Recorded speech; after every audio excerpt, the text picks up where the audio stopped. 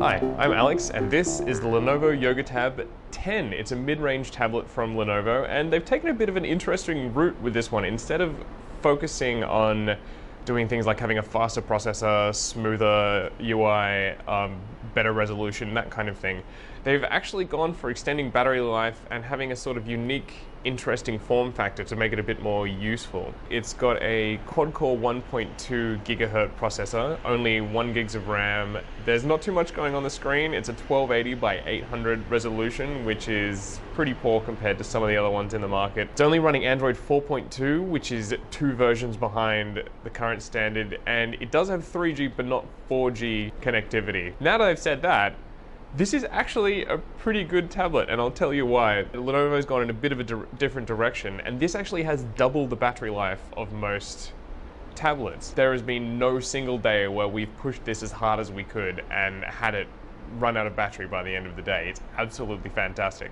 One awesome thing I haven't mentioned about having a tablet with a battery this big is that you can use it to charge your other devices. So if you get a micro USB to micro USB cable, you can plug your phone into the Yoga Tab and charge your phone from the tablet, which is a really, really useful feature. I don't know why other tablets don't actually have this. Now the battery is housed in this sort of thick tube that they've got running along one end here. What it does is it centers all of the weight over one side. So whatever hand you're holding it in, you've got all of the weight directly above your wrist, which makes it a lot easier to hold for longer periods of time. If you're going to put it on a desk, then it's at a tilt towards you, so you've actually got a better viewing angle even when the little stand isn't kicked out. Now as for the stand, it just flicks out of the bulge there, so you can have it sitting upright that way, lying down that way. You can sort of have it...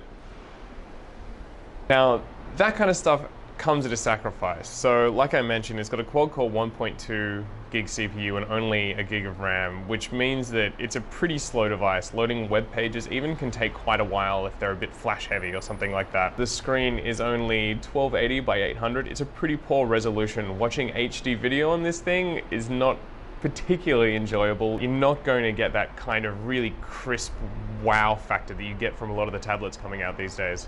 As for the UI itself, Lenovo's done something weird where they've ditched the whole applications menu that's usually in Android. So you've just got all of the icons and widgets splayed out across all of your home screens. There's no option to get rid of them without actually deleting them. It's a very sort of iOS look, and it ends up getting really cluttered because Android devices tend to come with a lot of manufacturer and carrier bloatware on them, and there's no option of hiding that now. It's all right there. So is it going to appeal to everyone? No. If you want a fast tablet with an HD screen, then this is absolutely not for you. But if you think the idea of having double battery life that you can share with your other devices is a great idea, and then it's got the little stand built in, then yeah, the Yoga Tab is absolutely worth what Lenovo was asking here. I really liked it. I liked that Lenovo's doing something different here, and I think that they did it really well.